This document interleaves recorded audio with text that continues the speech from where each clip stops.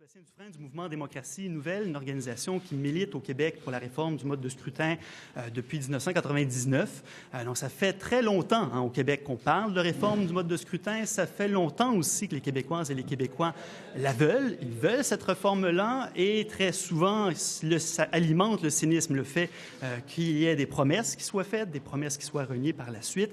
Et je crois que les Québécoises et les Québécois sont un peu fatigués. Ça alimente leur cynisme à l'égard de la classe politique. Et ce qui est vraiment intéressant de ce qu'on va vous annoncer aujourd'hui, c'est qu'on a voulu prendre acte de ce cynisme-là. On a vu ce qui s'est passé à Ottawa avec Justin Trudeau, malgré une promesse quand même assez claire, malgré des consultations publiques qui ont été aussi assez claires dans leurs résultats. Il y a eu un recul de la part de Justin Trudeau et ce qui a déçu beaucoup de gens, particulièrement ici au Québec. Alors nous, au MDN, ce qu'on a fait depuis 2 ans, on a travaillé à mobiliser l'ensemble des partis politiques. Vous voyez derrière moi donc les chefs de plusieurs de ces formations-là. À l'origine, il y avait également le Parti libéral qui participait à ces rencontres-là. Donc on a mobilisé pendant plusieurs mois, plusieurs années, en fait depuis 2 ans, pour en arriver à dégager certains principes qui faisaient consensus quand vient le temps de parler de quel devrait être un mode de scrutin à préconiser pour le Québec. Donc ça a été quand même une grande démarche sur plusieurs années. En décembre 2016, on avait une conférence de presse ici avec des représentants des partis, des élus qui se sont entendus sur certains principes, mais aujourd'hui, on revient maintenant avec les chefs, donc on élève un peu le niveau et on vient surtout suite à une tournée de consultation qui s'est faite à l'automne dernier, donc une tournée qu'on a appelée « Chaque voix compte ». On s'est rendu dans différentes régions du Québec avec des représentants des partis également. Il y a un rapport de cette tournée avec des recommandations qui est rendu public aujourd'hui, donc qui est disponible sur le site chaquevoixcompte.com que vous pouvez aller consulter. Et aujourd'hui, ce qu'on annonce, c'est des éléments de consensus entre les partis.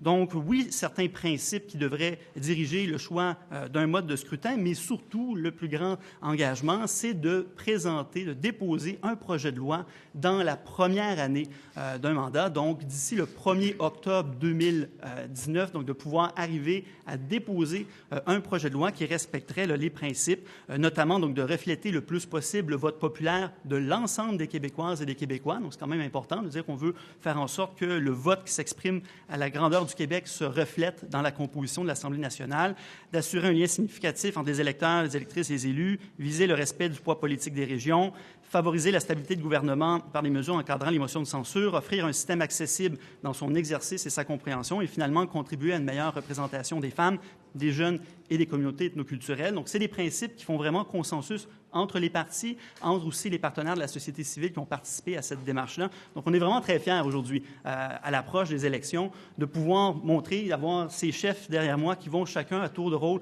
prendre la parole. Et par la suite, on va aussi signer donc cette entente, cette déclaration conjointe. Donc, il faut le dire, ça n'arrive pas souvent. C'est arrivé en décembre 2016 qu'on a eu les représentants des partis, mais là, d'avoir vraiment les chefs qui se commettent sur un enjeu qui se doit être un enjeu qu'on doit traiter hors et loin de toute conjoncture et de toute ligne partisane, parce qu'on le sait, c'est la représentation de la population, c'est la représentation démocratique et les Québécoises et les Québécois, je crois, demandent plus de leurs élus par rapport à cet enjeu-là. Et c'est pour ça que je crois qu'on est en droit d'exiger qu'il y ait cet engagement et qu'on va s'assurer de veiller à ce que cet engagement soit respecté suite aux prochaines élections. Alors, je commencerai en passant la parole au chef de l'opposition officielle, le chef du Parti québécois, Jean-François Lisée. Merci beaucoup. Il y a des moments dans la vie d'une nation où il faut dépasser la partisanerie, surtout lorsque la nation développe trop de cynisme face à l'ensemble de ses élus. Il y a beaucoup de raisons à ça, mais si on peut ensemble, aujourd'hui, dire qu'un des outils de lutte contre le cynisme, c'est de rétablir la légitimité de la représentation nationale et de faire en sorte que lorsque les gens vont voter et lorsqu'ils regardent le résultat du vote, ils disent « oui, ça c'est à peu près comme ça qu'on a voté. Oui, je suis représenté correctement dans cette Assemblée, au pouvoir ou dans une des oppositions. » Et le temps est venu de faire en sorte que collectivement, nous franchissions ce pas. Très longtemps, on a vécu dans un système de bipartisme où finalement, c'était compliqué de convaincre les députés d'accepter qu'il y ait des députés de liste en plus d'eux-mêmes. Nous ne sommes plus en bipartisme. Nous sommes pour de bon en multipartisme et il faut donc adapter notre système politique. Alors oui, avec le chef de la CAQ, François Legault, Alex Tarel du Parti vert, avec Gabriel Nadeau-Dubois, des gens qui ont travaillé avec nous, de notre côté Sylvain Pagé et Véronique Yvon avant, avec ce travail magnifique que vous avez mené avec une constance et une volonté depuis des années, nous sommes à ce consensus non unanime malheureusement, mais nous représentons ensemble une forte majorité de la population. Et moi, Premier ministre, le 1er octobre, je serai très heureux de travailler avec le chef de l'opposition officielle. Quelle que soit la combinaison, nous allons faire en sorte que l'élection d'octobre 2018 soit la dernière qui déçoive. La dernière qui déçoive et qu'on en ait une en 2022 où les gens disent « oui, ça représente la volonté politique ». Et si ça signifie que les Québécois nous imposent de travailler ensemble parce que les majorités ne sont pas aussi fortes, bien, ce sera l'expression de la volonté populaire et nous nous y plierons. Et c'est l'acte de foi que nous faisons tous ensemble aujourd'hui, de redonner plus de pouvoir aux électeurs, aux électrices, dans le respect des régions, et ça c'est très important. Nous ne voulons pas qu'il y ait une liste nationale qui vienne compenser les dysfonctions de la répartition électorale. Nous voulons que ces listes soient régionales, dans la métropole, dans la capitale et dans chacune des régions, pour aussi redonner aux régions la capacité d'être correctement représentées dans l'expression de leur volonté. Merci beaucoup. Merci, M. Lisée. Monsieur le chef de la CAQ, M. François Legault. Oui. Bien, bonjour tout le monde.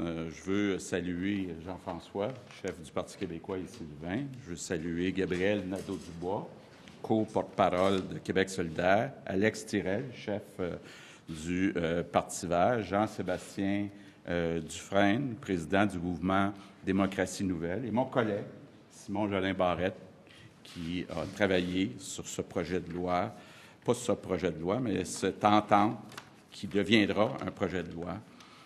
On le sait, ça fait longtemps au Québec qu'on parle d'une réforme du mode de scrutin. Il y a eu des États généraux qui ont commencé en 2002 puis qui ont fini en 2003. Pour moi, on n'est plus à l'étape des débats. On est à l'étape de l'action. On est à l'étape que ce projet devienne une réalité. Il y a un consensus qui commence à se dégager. D'ailleurs, on en a la preuve ici aujourd'hui. Je pense que c'est une excellente nouvelle. Parce qu'on le sait, sur les enjeux importants, la population s'attend à ce qu'on collabore davantage, qu'on travaille davantage ensemble, qu'on fasse preuve de plus d'ouverture. Et même s'il y aura toujours des choses importantes qui vont nous séparer, je pense que les Québécois sont tannés de la vieille politique et ce qu'on annonce aujourd'hui, c'est un pas dans la bonne direction. Donc, je suis heureux aujourd'hui de réitérer mon engagement.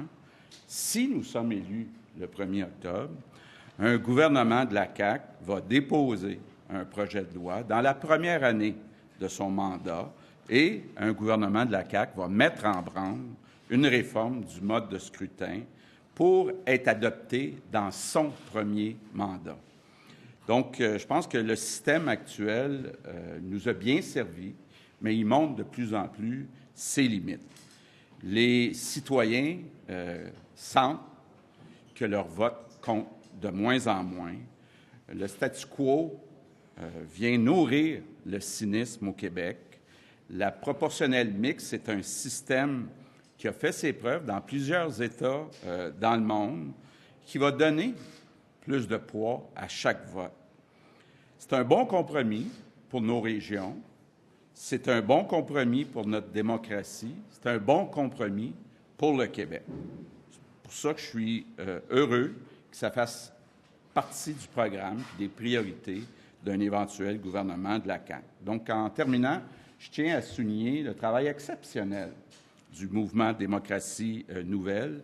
Vous pouvez compter sur nous. Merci, M. Legault. Je cède maintenant la parole à M. Gabriel Nadeau-Dubois, co-porte-parole de Québec solidaire. Monsieur Lisée, M. Legault, M. Tyrrell, M. Dufresne, bonjour à tous et à toutes. D'abord, je veux commencer par saluer le travail exceptionnel qu'a fait ma collègue Manon Massé sur ce dossier-là. Je suis ici aujourd'hui en tant que son porte-parole parce que c'est elle qui a travaillé sur cet enjeu-là, c'est elle qui va prendre formellement l'engagement pour Québec solidaire. Vous savez que des raisons de santé assez sérieuses l'empêchent d'être parmi nous aujourd'hui. C'est elle qui devait représenter Québec solidaire cet après-midi et c'est son absence qui explique, en partie d'ailleurs, le manque un peu troublant de parité dans notre prise de parole de cet après-midi. Je voudrais commencer par saluer également l'esprit de collaboration dans lequel s'est déroulées les discussions animées par le mouvement Démocratie nouvelle. Je suis très honoré d'être ici au nom de ma collègue pour prendre l'engagement de respecter cette entente de la part de Québec solidaire. C'est d'autant plus un honneur d'être ici que lorsque Québec solidaire a été fondé il y a 12 ans, ça faisait partie des raisons d'être. Ça faisait partie de l'ADN politique de Québec solidaire que de souhaiter de manière urgente une réforme du mode de scrutin au Québec. Ça aura pris beaucoup plus de temps que ce qu'on souhaitait, mais il y a des bonnes raisons de croire qu'aujourd'hui, on y est et que la prochaine élection générale sera la dernière au Québec à se tenir avec le mode de scrutin actuel. Ce mode de scrutin, il est désuet, il est dysfonctionnel, il faut le changer de toute urgence. En démocratie, il faut s'assurer que tous les électeurs, toutes les électrices soient représentés. C'est ce que ne permet pas le système actuel et c'est ce que devrait permettre un mode de scrutin réellement démocratique. Et l'engagement que prennent les partis aujourd'hui, c'est de s'en aller dans cette direction-là. Je suis convaincu, comme les autres chefs qui ont pris la parole aujourd'hui, que malgré les distinctions réelles et profondes qui existent entre nos formations politiques, qu'on va être capable, dès la prochaine législature, de travailler ensemble pour adopter correctement et rapidement une réforme du mode de scrutin actuel. En terminant, je veux dire que l'histoire politique récente nous enseigne que cette réforme-là ne sera pas facile à mettre en place. Que ce soit au Québec ou au Canada, il y a eu trop de gouvernements qui ont brisé cette promesse de réformer le mode de scrutin. Il y a eu trop d'échecs, il y a eu trop de cynisme. La classe politique québécoise, à partir d'aujourd'hui, n'a plus le droit d'échouer sur cet enjeu fondamental. Il faut maintenant faire honneur à notre parole. Il en va de la crédibilité de nos institutions politiques. Notre capacité de respecter l'entente d'aujourd'hui va peser lourd dans la confiance que nos concitoyens et concitoyennes vont investir à partir de maintenant dans notre démocratie. Merci beaucoup. Merci, M. Nadeau-Dubois. M. Alex Tyrrell, chef du Parti vert. Bonjour tout le monde. C'est vraiment un plaisir d'être ici aujourd'hui. J'aimerais remercier M. Lisée, M. Gabriel Nadeau-Dubois, M. Legault, la MDN pour tout le travail qu'ils ont fait depuis des années maintenant. C'est depuis 2014 que le Parti vert fait la promotion de l'idée de bâtir un consensus à travers des partis d'opposition en vue des prochaines élections. Et on trouve que c'est très important si on veut vraiment aller de l'avant et éviter le genre de choses qui est arrivé au fédéral avec M. Trudeau. On croit aussi qu'il y a un manque de diversité des voix à l'Assemblée nationale en ce moment. Cette manque de diversité de voix réduit la confiance envers notre système politique, augmente le cynisme envers la politique en général et contribue à une baisse de la participation électorale lors des élections. Et le Québec est déjà un leader en termes de financement des partis politiques. Et donc là, on a la chance de vraiment être un leader dans le Canada, d'être la première province qui va adopter un mode de scrutin proportionnel. Donc, c'est vraiment quelque chose de très encourageant. Et cette entente d'aujourd'hui vise à augmenter le nombre de femmes en politique, à maintenir le poids politique des régions, quelque chose qui est très important pour nous, encourager la participation démocratique, rendre le débat plus intéressant et augmenter l'intérêt envers la politique. On croit aussi que ce changement du mode de scrutin devrait être accompagné d'un changement quant à la visibilité accordée à tous les gens qui participent à la démocratie québécoise au sein des médias. Le Parti vert du Québec est un mouvement de jeunesse. On a 62 % de femmes déjà comme candidates. Et on pense qu'on a contribué de façon positive à cette démarche-là aujourd'hui. Et donc, on croit sincèrement que la démocratie québécoise serait mieux servie avec un plus grand nombre de partis politiques à l'Assemblée nationale. Bien sûr, comme chef du Parti vert, j'ai hâte d'avoir un siège à l'Assemblée nationale. J'ai hâte de débattre avec les autres chefs à l'Assemblée nationale, mais aussi dans le débat des chefs qui s'en vient parce que c'est quand même quelque chose de très important pour la démocratie. Et on souhaite aussi qu'on puisse vraiment aller plus loin avec le consensus. Il reste quelques détails à préciser et on espère qu'on va pouvoir appuyer l'ensemble des conclusions de la rapport du MDN qui a été publié, je pense, aujourd'hui. Donc, merci beaucoup. Merci beaucoup. On va y aller à la période de questions. Étant donné le grand nombre d'intervenants et le grand nombre de représentants des médias, merci beaucoup de votre collaboration pour avoir une question, une sous-question. Et je cède la parole à M. Laforêt. TVA, micro droit. Bonjour à vous tous. M. Legault et M. Lisée, s'il vous plaît. Si vous voulez vous approcher. Moi, ça me va. Tente à rapprocher. Non, c'est pas... Et, pardon, M. Laforêt, on va ensuite procéder à la fin de la période de questions à la signature de l'entente. Parfait. Cheveux gris, dégarnis un peu, oblige. J'entends parler de ça depuis René Lévesque, moi. La réforme du mode de scrutin. Tous les partis politiques sont presque engagés à le faire. Personne ne l'a fait. Pourquoi là, ça serait la bonne fois? Si jamais, M. Legault, vous prenez le pouvoir, qu'est-ce qui va faire en sorte que ça va changer? Parce que M. Couillard nous a fermé la porte tout à l'heure, en rentrant au Conseil des ministres. Bien, jamais il y a eu un gouvernement de la CAQ. Hein? Donc, on ne peut pas dire que la CAQ n'a pas respecté sa parole de ce côté-là. Je pense que c'est important au Québec. C'est un souhait des citoyens. Les Québécois, les citoyens, n'aiment pas cette façon de faire de la politique de façon polarisée, comme s'il y avait des bons puis des méchants, puis qu'automatiquement, quand un gouvernement propose quelque chose, bien, il faut que l'opposition s'y oppose. C'est possible de travailler ensemble. Ça fonctionne. On l'a vu avec Mme Merkel depuis longtemps en Allemagne. C'est possible d'avoir des gouvernements qui travaillent ensemble, des partis qui travaillent ensemble à faire avancer le Québec. Je pense qu'on est rendu là. Ça a peut-être pris beaucoup de temps pour certains, mais je pense qu'on est rendu là. Puis de voir aujourd'hui qu'il y a quand même 3 partis représentés à l'Assemblée nationale, 4 partis au total sur 5, 3 partis d'opposition qui représentent actuellement une majorité de députés puis une majorité d'appui comme pourcentage de vote.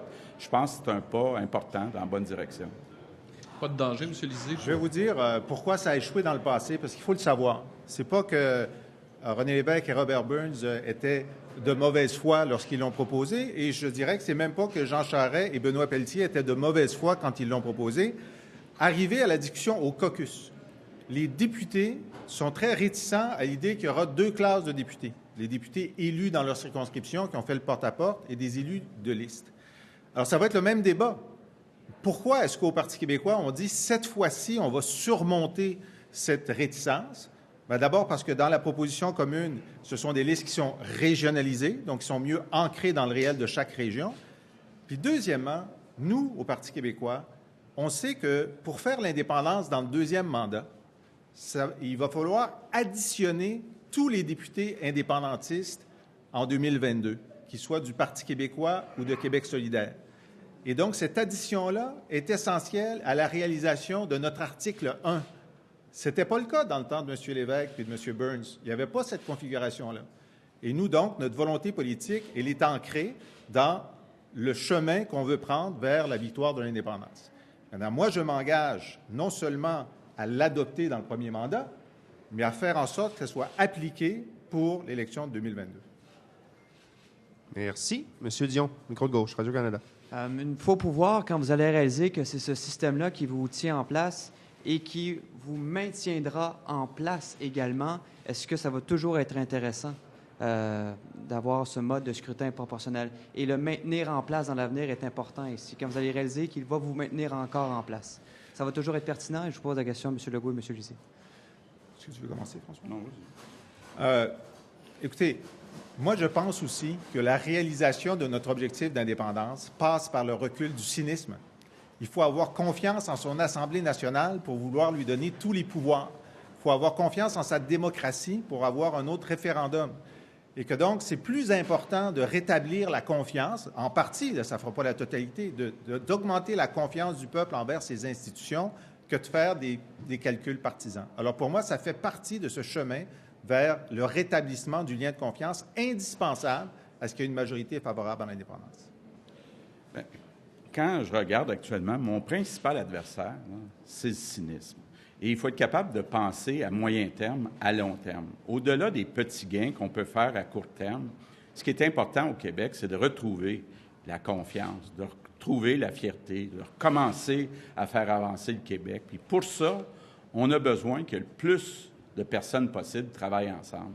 Puis je pense que le vote de mode de scrutin proportionnel mixte aide justement à ce qu'on travaille davantage ensemble, que ce soit possible de le faire, qu'il n'y ait pas un gouvernement qui a été élu par une minorité de Québécois qui soit capable de prendre des décisions pour une majorité. Donc, moi, je pense que ça va dans le sens, à long terme, du mieux-être des citoyens québécois.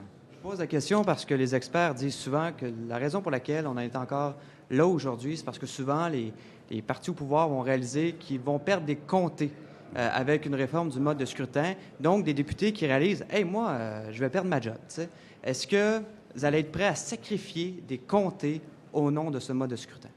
Bien, écoutez, nous, on est prêts, puis on va faire le changement. C'est important de le faire. C'est important de ne pas regarder les gains à court terme.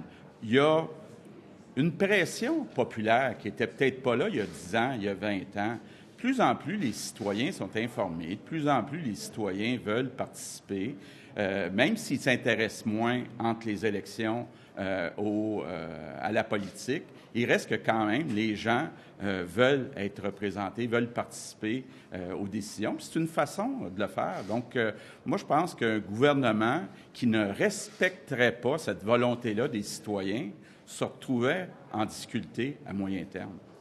Merci. D'autres intervenants sur la question? Ça va? Madame Sioui, micro droit.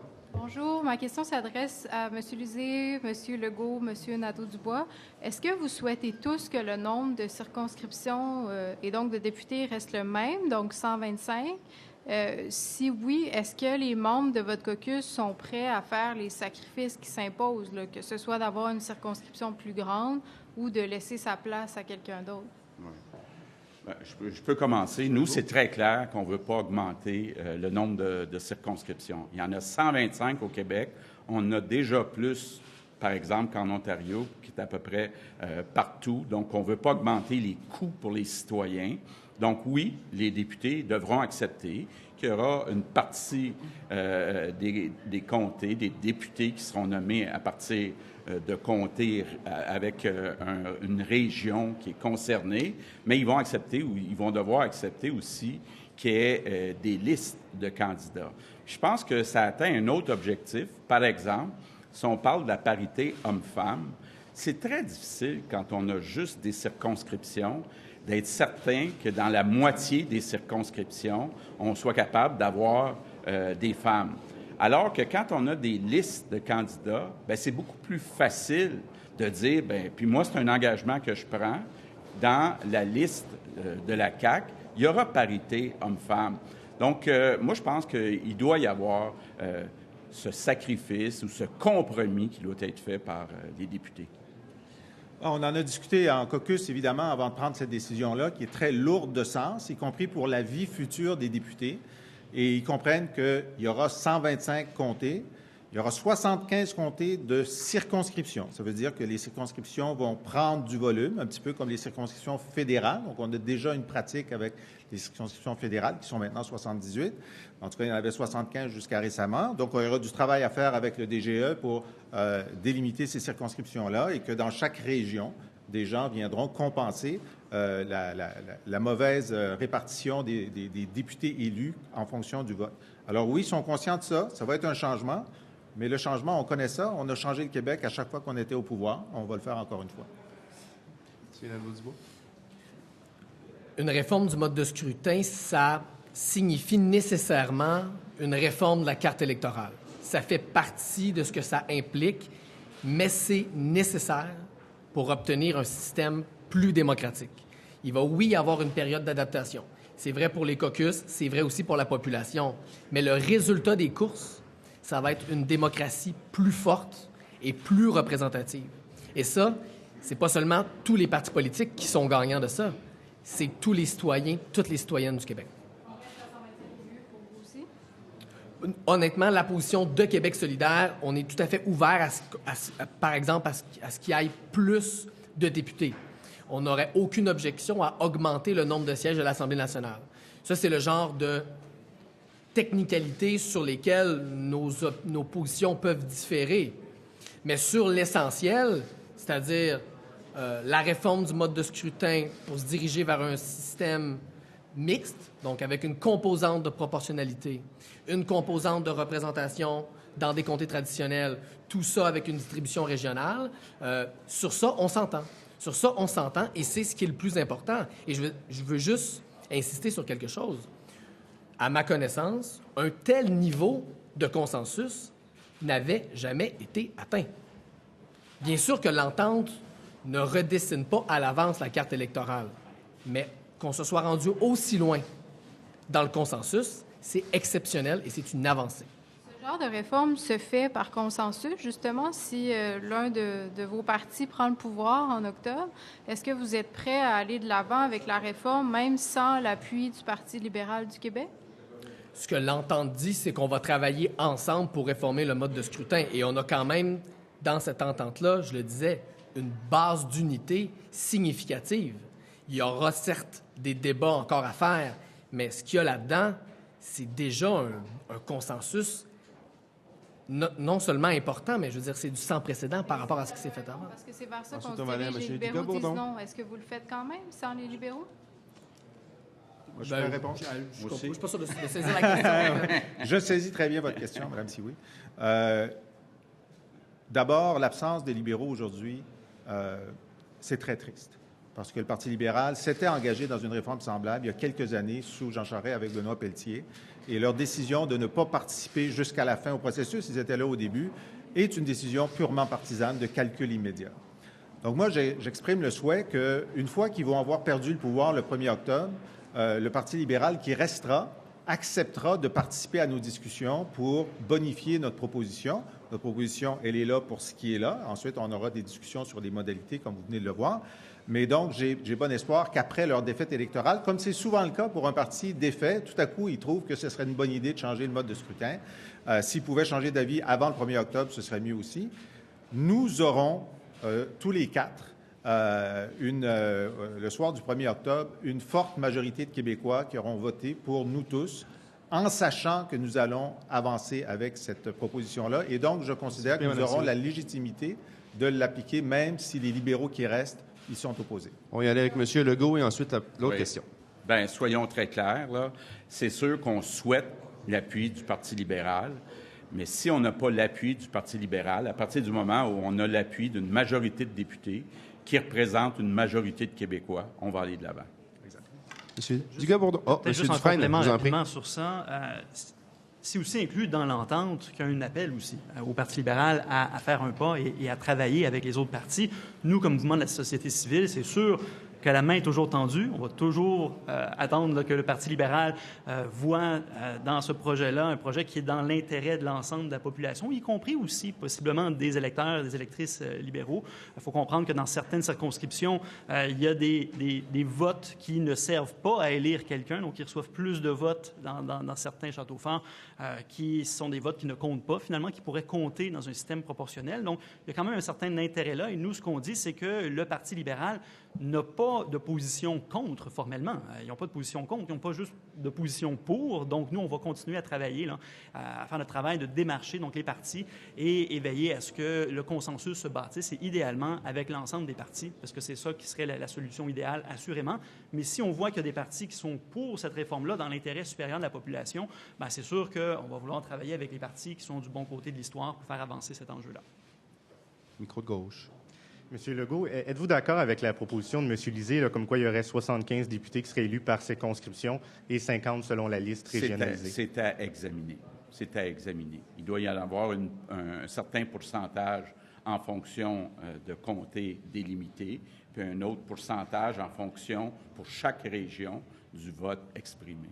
Est-ce que M. Lisée avance, vous n'êtes pas nécessairement contre maintenant, mais pas nécessairement pour? Exactement. Okay. M. Nadeau-Dubois, même chose, je comprends. Comme je l'ai dit, nous, on serait à l'aise à même augmenter le nombre de députés, mais je vous invite à vous concentrer sur ce qui nous rassemble. Là. Bien sûr, je l'ai dit, là, plus on entre dans les détails, plus c'est possible de diverger, mais la base d'unité qu'on a ici, elle est sans précédent.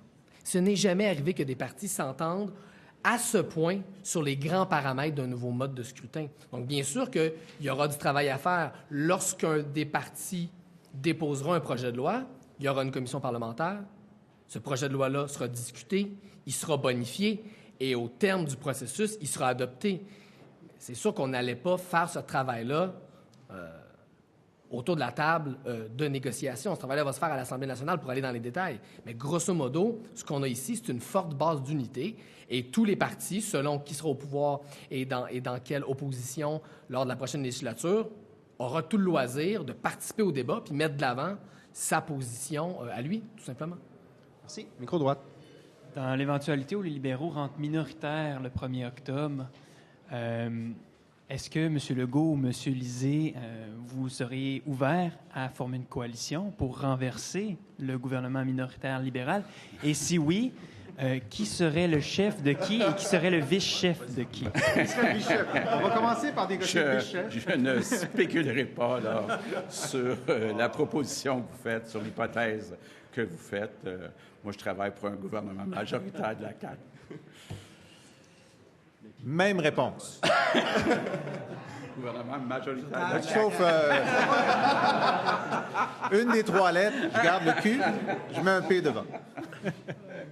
Sérieusement, avez-vous quand même la crainte, dans le rapport de mouvement démocratie, il y a quand même un seuil à 2 % qui est fixé. Est-ce que vous avez quand même une crainte qu'un Parlement comme à l'italienne, par exemple, soit formé à l'Assemblée nationale, où il y a une multitude de partis, une multitude d'opinions, puis qu'il y a des extrêmes aussi qui se faufilent, puis qu'il y a des sièges?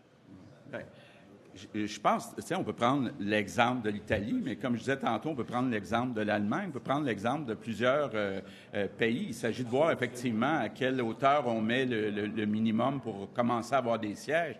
Mais moi, je pense que c'est souhaitable dans le genre de société qu'on a aujourd'hui, que les politiciens et les partis travaillent davantage ensemble. Et sur beaucoup de points, il y a effectivement des idées qui sont semblables.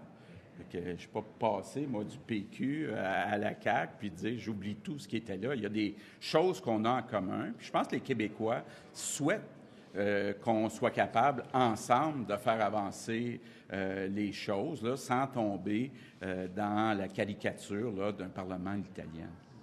Sur le 2 %, c'est pas dans l'entente. Okay? Donc, c'est le seuil d'entrée. Dans certains pays, c'est 5 % ça va de 2 à 10 % selon les pays. Ça va faire partie de la discussion. Puis effectivement, ce que vous dites, sur plus le seuil est bas, plus le nombre de partis peut être important et donc créer des distorsions. Donc, on essaie... C'est sûr qu'on n'est pas d'accord avec la proportionnelle pure, qui est là le Parlement italien. On essaie d'avoir un compromis entre un gouvernement qui est assez fort. Le Québec représente une nation minoritaire à l'intérieur du Canada en ce moment et en Amérique du Nord. Il faut avoir un système qui donne un gouvernement qui est fort, mais en même temps qui est représentatif de la volonté. Et ça va faire partie des discussions lorsque le projet de loi sera déposé. Merci. S'il n'y a pas d'autres intervenants, micro de gauche, M. Bergeron. Bonjour, messieurs. Une question. Vous dites que vous regrettez l'absence des libéraux, mais est-ce qu'ils ont été approchés dans tout ce processus-là? Est-ce qu'on les a aussi invités? Oui, bien voilà, ça, je peux répondre de ça. Écoutez, on a fait beaucoup de démarchages, il faut le croire, là, depuis les 2 dernières années.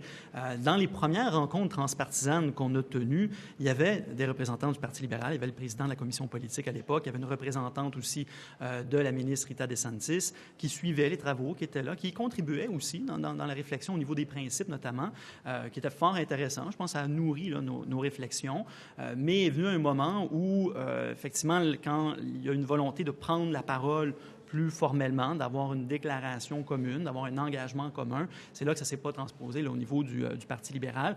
Mais jusqu'à dernièrement, on avait encore là, des échanges là, dans les derniers jours pour les informer. Là, dans le fond, en toute transparence, là, dire, écoutez, voici ce qui se passe. Il y a des partis qui veulent avancer sur cet enjeu-là, qui entendent ce que la population dit. Il faut dire, hein, dans les sondages, le dernier sondage qui a été fait au niveau du Québec, suite au retrait de Justin Trudeau, disait que 83 % des répondants au Québec, c'était la province où il y avait le plus haut taux de réponses positives, auraient souhaité que Justin Trudeau ait jusqu'au bout dans son projet de réforme. Donc, c'est pour dire qu'au Québec, il y a cet appétit. On comprend cet enjeu-là, on veut que ça se concrétise. Donc, nous, on maintient là, la transparence avec les différents intervenants, notamment le Parti libéral. Dire, regardez, il y a des partis qui entendent ça, qui veulent avancer. Voulez-vous vous joindre? Voulez-vous nous rencontrer? Et cette ouverture-là, elle demeure. Donc, nous, on est toujours prêts à travailler avec le Parti libéral. Il faut comprendre que le gouvernement et le parti, c'est deux choses. Donc, nous, c'est sûr qu'à travers les instances du parti, on va continuer là, à faire du travail de représentation comme mouvement citoyen là, pour faire amener des positions là, au sein du parti et en espérant que ça puisse converger là, avec ce qu'on est en train de développer tous ensemble. Par ailleurs, toujours pour revenir sur la question donc, de l'adoption de ce nouveau mode de scrutin, vous le rappelez encore, on s'en a encore parlé, je crois, dernièrement, il faut quand même, normalement, on demande d'avoir l'unanimité des partis quand on change les règles démocratiques là, à l'Assemblée nationale. Dans ce cas-ci, ça serait une réforme majeure. Est-ce que chacun des partis s'engagerait, même s'il n'a pas l'unanimité en Chambre, de pouvoir même l'adopter à la majorité simple, cette réforme-là? Oui. À la majorité simple. Oui. C'est-à-dire que moi, je pense qu'il est important qu'il y ait plus qu'un parti qui vote pour. Hein? Donc, c'est ça, la majorité qualifiée à laquelle, moi, je pense, c'est que, et c'est ce qu'on aura, parce que moi, je crois à la bonne foi de mes collègues chefs de parti. Donc, il y aura plus qu'un parti qui votera la loi. C'est essentiel. Et, justement, dans la discussion des modalités, moi, en tout cas, ça me guidera d'être sûr de ne pas être tout seul avec le Parti québécois à voter cette loi-là. Il faudra certainement qu'il y ait un deuxième, et j'espère un troisième parti qui l'appuie. Monsieur Croteau. Je veux faire un ajout là-dessus. Il ne serait pas légitime pour un seul parti politique d'imposer une réforme du mode de scrutin. Je ne pense pas qu'il est plus légitime qu'un seul parti politique bloque une réforme du mode de scrutin qui est désirée par la majorité de la population au Québec depuis des années. Monsieur Croteau? Sur cette question-là, est-ce que les réformes par consensus qui guident finalement les lois électorales et tout ça, est-ce que c'est une tradition que ça se fasse par consensus ou est-ce une obligation? Et autrement dit, est-ce qu'il serait légal de changer le système électoral sans l'appui unanime des partis? C'est une tradition. C'est une tradition qui n'a pas toujours été respectée. Je sais que certaines des lois proposées par le gouvernement Lévesque ont reçu l'opposition du Parti libéral, y compris en termes démocratiques. C'est un horizon qu'on essaie d'atteindre, mais ce n'est pas une obligation. Est-ce que, justement, sans l'appui de l'ensemble des partis, est-ce que ça n'exposerait pas le nouveau système à des contestations judiciaires là, éventuellement? Aucune. La Constitution canadienne permet aux provinces d'organiser leurs élections comme ils le désirent, dans le respect des institutions canadiennes. Donc ça ne pose pas de problème. On l'a vu dans d'autres provinces aussi. Merci. Dernière en français. Dernière, M. Laforêt, s'il vous plaît. Oui, vous avez écarté tout à l'heure la possibilité de faire une coalition advenant un gouvernement minoritaire libéral. Dans une réforme du mode de scrutin, il risque d'y arriver où il va y avoir plusieurs partis et vous devrez former des coalitions. Moi, je ne veux pas spéculer. C'est ce que j'ai dit, c'est ce que je répète. Je ne veux pas. Non, mais je ne veux pas. D'abord, pour 2018, pour le 1er octobre, là, la réforme ne s'appliquera pas. Donc, c'est une situation très hypothétique de dire si en 2022, il y arrivait une situation où les libéraux étaient minoritaires. Écoutez, vous savez très bien qu'on ne répond pas aux questions hypothétiques comme celle-là. On passe en anglais, micro de gauche. Même réponse. The premier has already said that he won't support this because it will mean less power for the regions, and there's also concerns that it'll mean less power for historic minorities like Anglophone communities. What do you all have to say to that? He's completely off. I mean, the English-speaking population in Quebec know that their vote is concentrated in a number of ridings, and when you have 80% of vote for the Liberals, well, over 50%, they don't really count in the National Assembly. So, in fact, it will empower every member of every minority and majority and women and men and regions. It's empowering, including the English-speaking community. Mr. Couillard has been off on every issue concerning the English-speaking minorities since he came to office. He continues. And I think their calculation is that cynicism helps the Liberals. That's how they view things. We think cynicism hinders democracy, and what we're doing today together, despite our profound differences, is to say that we want to reestablish a link of trust that is greater than now between the voters and the parties and the National Assembly. And if Mr. Couillard doesn't want to be in this endeavor, well, it says something about him. and it says something about us. Yeah, I think Mr. Couillard knows very well that when he says that regions would not be well represented, it's false. It's not true. You can have a way to make sure that within each region, you make sure that everybody is better represented with what we suggest than what he suggests. So I think that right now, Mr. Couillard is only defending the Liberal Party instead of defending the democracy. And you've all said that you are for this change, this electoral change, but are you all for the same manner of doing it? Has that been worked out yet? First, I want to say that, and we have to be very clear about that. Everyone wins with a more democratic electoral system, especially minorities, because they form a small group of the population. And the main advantage of a more democratic electoral system is to give them a voice as a minority inside the National Assembly. So everyone wins, especially minority groups with a more democratic system. And that's very important to point out. For your second question, I would say the level of consensus that we've reached with that agreement is historic. It never happened, such a level of consensus between political parties in a matter like the reform of the electoral system.